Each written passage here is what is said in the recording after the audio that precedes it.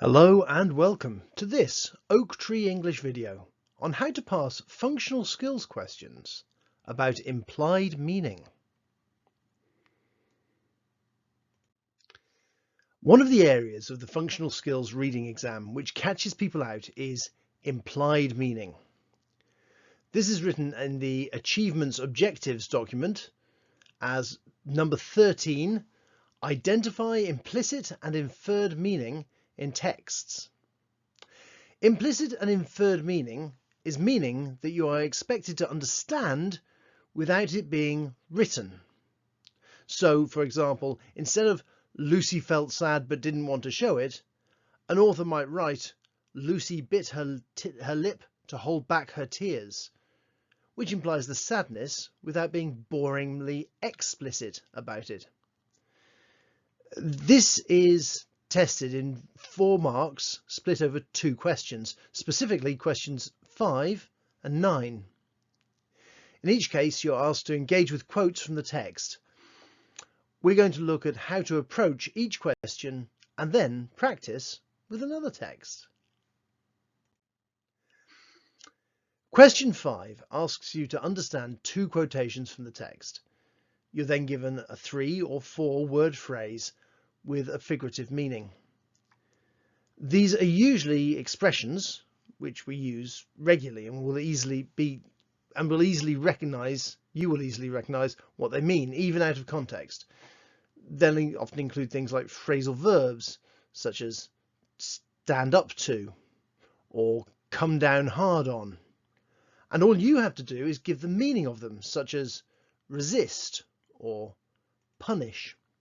And you get a mark for each quotation correctly interpreted. Question 9 works the other way round. You are given a concept, usually with 2 parts to it, which you have to support with 2 quotes. So it'll be phrased something like give 2 quotations that suggest A can also B, for example.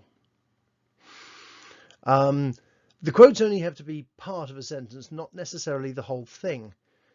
The trick to this one is to ensure that both quotes include both parts of the concept. For example, if the concept were show they were in love and musical, a supporting quote from a familiar poem might be, the familiar poem is The Owl and the Pussycat. You see what I did there? Yeah. Let's go for anything that way. That way. Bye. A supporting quote might be, sang to a small guitar, oh beautiful pussy, oh pussy my love, what a beautiful pussy you are, you are, what a beautiful pussy you are. And also, you elegant fowl, how charmingly sweet you sing, oh let's be married, too long we have tarried, but what shall we do for a ring? So these quotes, not the long one I just said, but the short ones I've written down there, that's a sufficient answer. It's beginning to look easy, isn't it? Let's see if we can do this with a different text.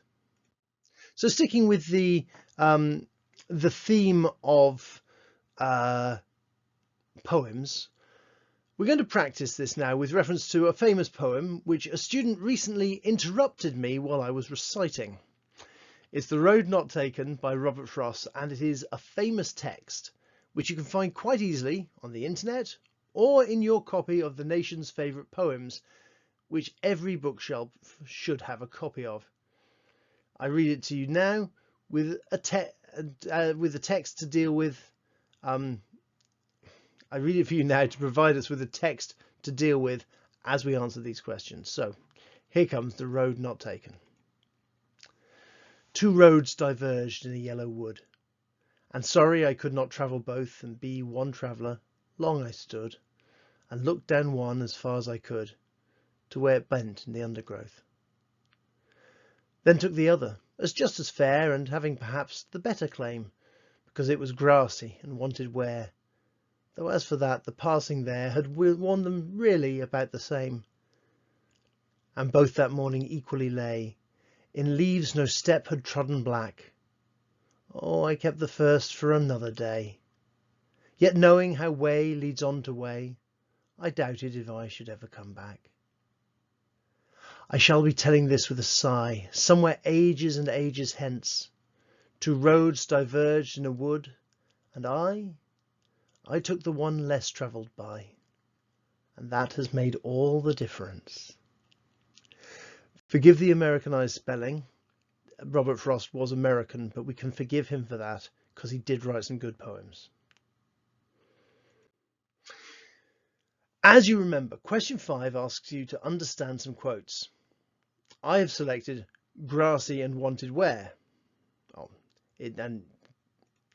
Grassy and wanted wear, and I kept the first for another day. Pause the video here, read those quotes in context, and see if you can work out what they mean. Pause. Welcome back. You have doubtless concluded that grassy and wanted wear means it was less walked over, which is of course why it was covered in grass and less worn. Likewise, I kept the first for another day means I chose the other one and left this one for a future time, if such a time were to arise. Yet knowing how way leads on to way, I doubted if I should ever come back. So we have interpreted these quotes and said what they mean. And that's all you do in question 5. You say what the quotes mean. And as you will equally recall, question 9 asks you to find 2 quotations in the text that fulfill 2 criteria. I've phrased our question: give 2 quotations that suggest the writer is comparing 2 similar paths. The 2 criteria are comparing and similar. Now it's time to pause the video again and look at the text which you found in a book or on a website. When you've found 2 answers, press play and we'll see if they match. Pause now. Welcome back. The first quote I offer, which suggests that the writer is comparing similar paths, is the opening line, 2 roads diverged in a yellow wood, which shows that there were 2 roads and they were both in a wood. Another may be, had worn them really about the same, since they were equally hollowed out. Other possible quotes could include, as just as fair, and both that morning equally lay. There may be others you find, and if you do find them, please feel free to put them in the comments below. So in summary, these 4 points in the functional skills exam are earned by interpreting and selecting quotes. I hope this has taken away the mystery of this section and that you can now sail through this section of the exam like an owl and a pussycat sailing through a woodland stream or something. Thanks very much for watching this Oak Tree English video. If you've enjoyed it, please like it. If it's been helpful, please share it with your classmates. And if you want to see more, please subscribe to the channel. Thanks very much. Goodbye.